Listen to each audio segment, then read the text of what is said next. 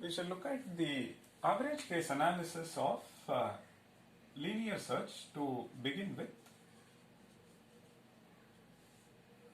So the idea is this: for a problem you have an algorithm, one can get best case analysis that will tell you, if you look at any input, it takes at least so much. So you can say the runtime of the algorithm is omega of some f of n. And the worst case analysis will help you to conclude that for all inputs it is at most this much. So something like some order of some function g of n. So for any arbitrary input, the runtime will be between this and this.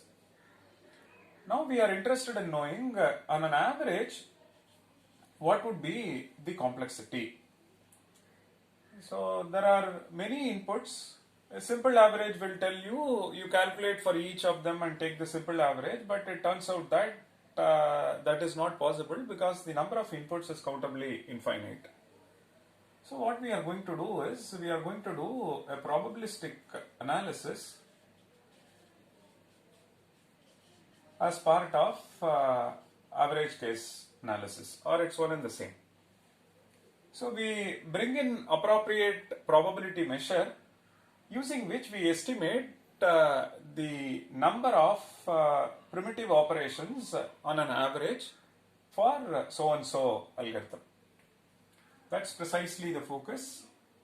The problem is search, algorithm is linear search.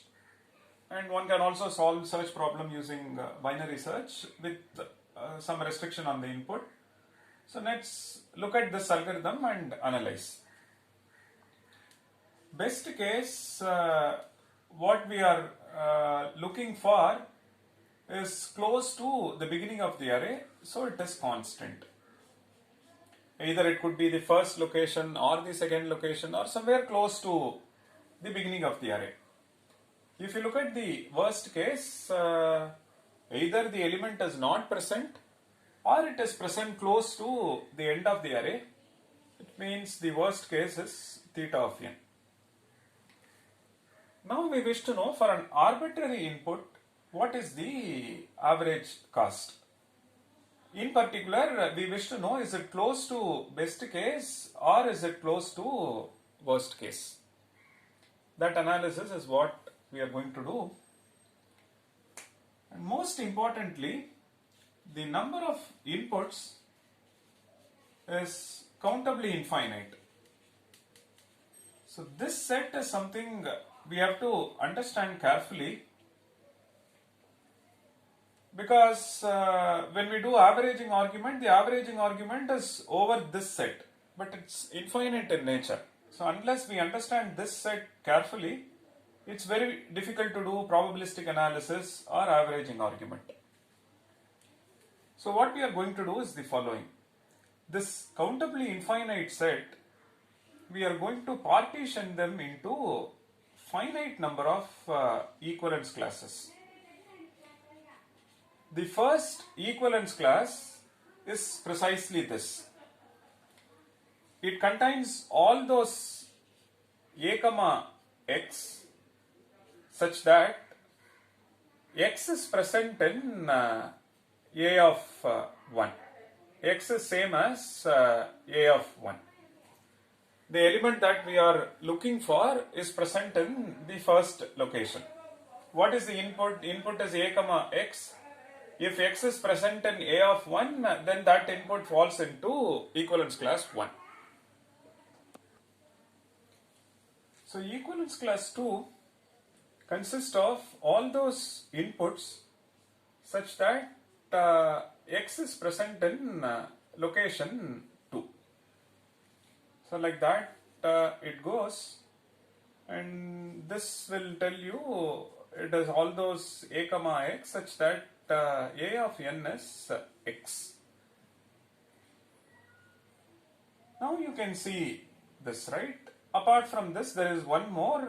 This, let me write that separately. Let me call it as E unsuccessful. and this one is all those a comma x such that x does not belong to A. What we are looking for is not present in A. Now we see that we have come up with a finite number of equivalence classes. So this one focuses on successful search,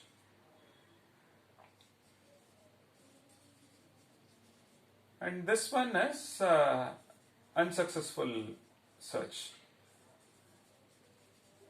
So in some sense we have n plus 1 equivalence classes, and each of them is infinite because the overall is countably infinite, but we have finite number of equivalence classes using which we were able to partition this underlying infinite set. This is one picture. Now our analysis is going to be with respect to this. Now it is an arbitrary input, right?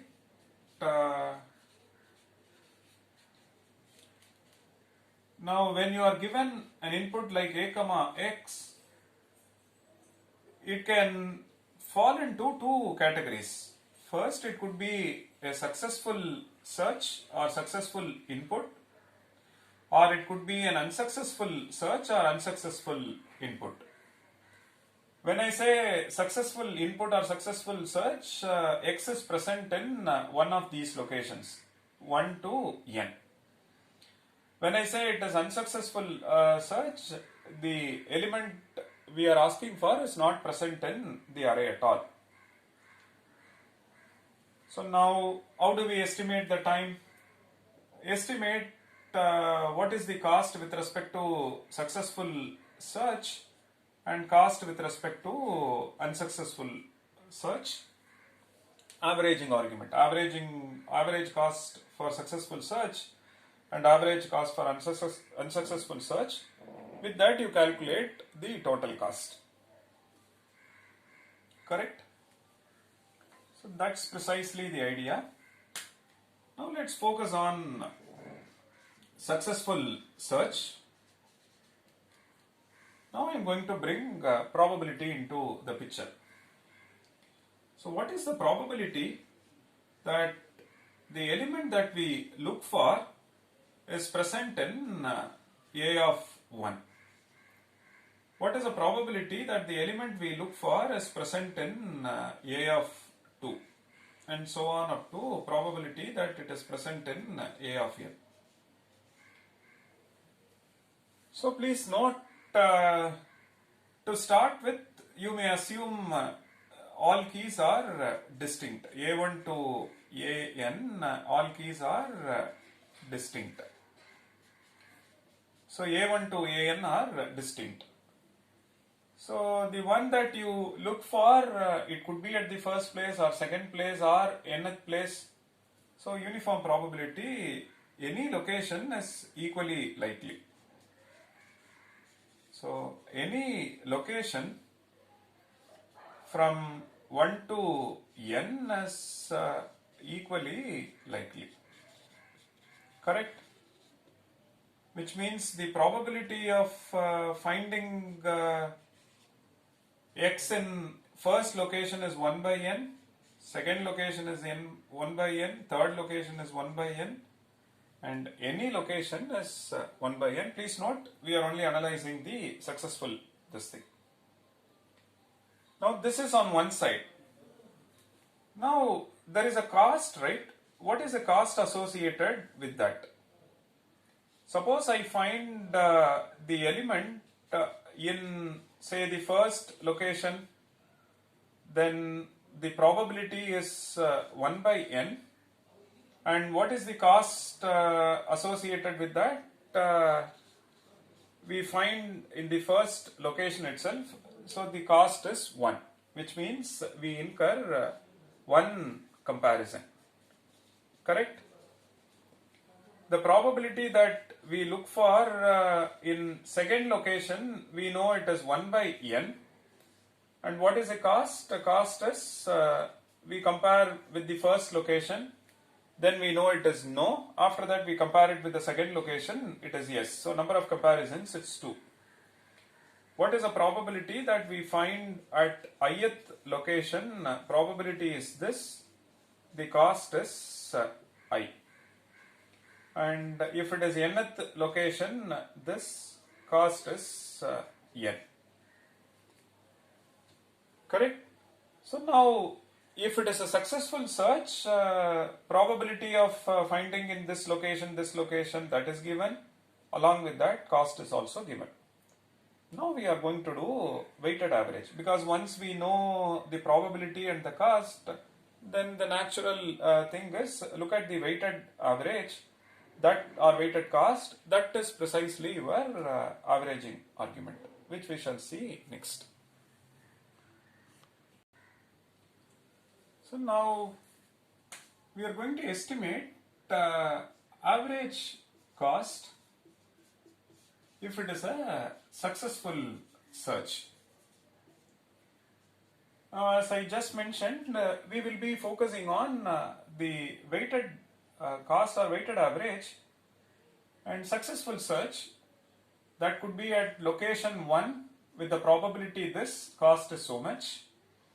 Or when I say weighted, the weight is given by the probability, and it could be at location 2 with the probability 1 by n and the cost is this, or it could be at location 3 with the probability 1 by n, cost is this, and it goes, and finally we get to see at nth location with probability 1 by n and cost is this.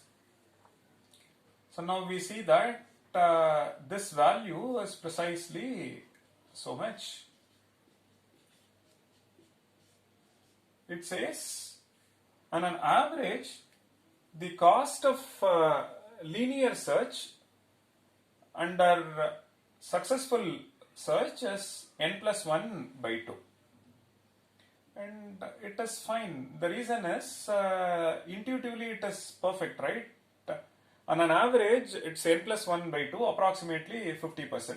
So one has to incur 50% of the array size to say yes, which is correct.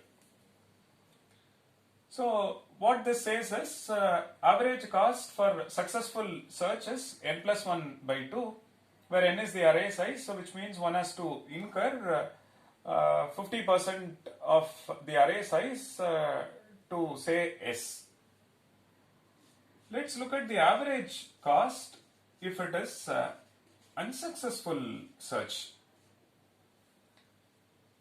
And if it is unsuccessful search, it is not present in the array at all, which means the cost is n. It is n always, right? It is not present in the location. So after you see the nth element, you conclude the element is not present. So the average cost during this, it is always n. If it is successful, you have multiple things, right? The success can come from the first location or second location, or it could be any one of 1 to n, which is why we brought this measure. But if it is unsuccessful, it is always n. It is always outside the array. Now you are given an arbitrary input. For this arbitrary input, we don't know whether we are falling into successful search or unsuccessful search. Because we need this, right? Only then we can calculate average cost for this. The objective is to calculate the average cost of an arbitrary input, right? Now let's assume the success happens with probability q. Assume success happens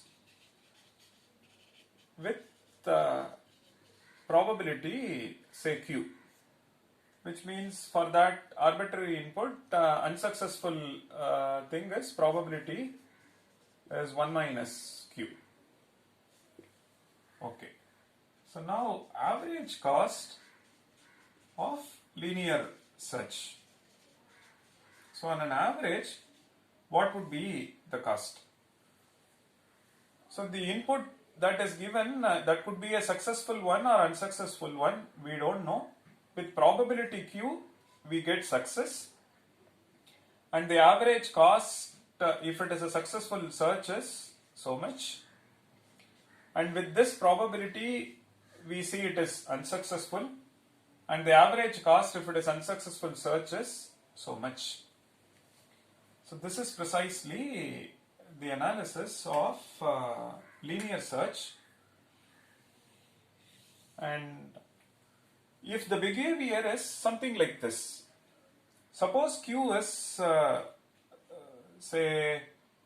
we say 1, which means it is success all the time. The arbitrary input is such that it is success all the time, then the cost is this.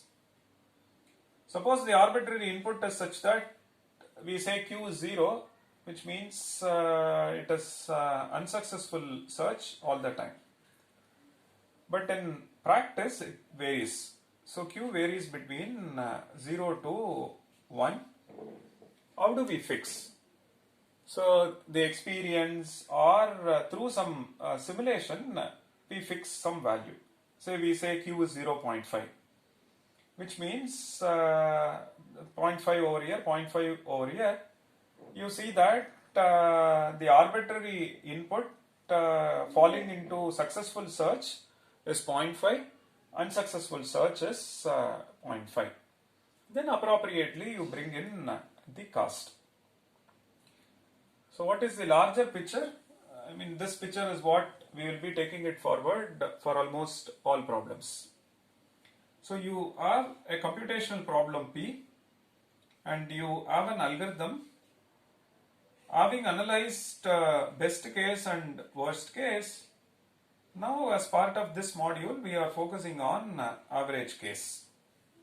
On an average, what is the complexity of this algorithm? Given an arbitrary input, on an average, what would be the cost? That's precisely what we are estimating. So to calculate the average cost, we need to look at all possible inputs, but which is countably infinite in nature. So we somehow partition them into, say, finite number of equivalence classes. Then we bring in probabilistic argument. We say what is the probability that an arbitrary input is falling into this equivalence class? What is the probability that the arbitrary input is falling into this equivalence class? Then bring in the cost. If it is successful search, what is the cost? Unsuccessful search, what is the cost? Then bring weighted cost or weighted average, because simple average won't work. Reason is number of inputs is countably infinite. So weighted cost, what would be the weight? Weight is basically the probability. So that probability into cost will give you what is the average cost if it is successful search. And now arbitrary input can fall into success or unsuccessful. Accordingly you bring this. So now Q is a constant, and 1 minus Q is also a constant. So which means this one is theta of n. So we see that, but the precise number is important so that one can bring in some intuition. So successful search says on an average you have to search 50% of the locations. That is n plus 1 by 2, right? On an average you have to search 50% of the location if it is a successful search. And asymptotic sense, if you see, average cost is close to the worst case cost, because in the worst case linear search takes theta of n, on an average it is this. But on one side you see a math, on the other side you should also bring out some good insights or inferences. Successful search says one has to see at least 50% of the locations before we say yes. This one is straightforward. We say no whenever it is beyond the array, which means it is always this. Now, according to the value of q, this cost will vary, and that will tell you are we close to successful search or unsuccessful search. In practice, how does it behave, and so on. So, through simulations, by experimenting with large input population, one can estimate the value of q. An arbitrary input with what probabilities falling into successful search, with what probability it is falling into unsuccessful search. Okay, so when you listen, you will have to listen to this videos couple of times to understand the problem and what is the focus as part of average case analysis. And then when you focus on probability argument, please give importance to how is this identified, and most importantly the equivalence classes, subsequently the probability part. Then when you do the final analysis, how is q estimated. So you will have to focus on these things when you listen to this video. And next we shall look at again search problem, but the algorithm for discussion is binary search.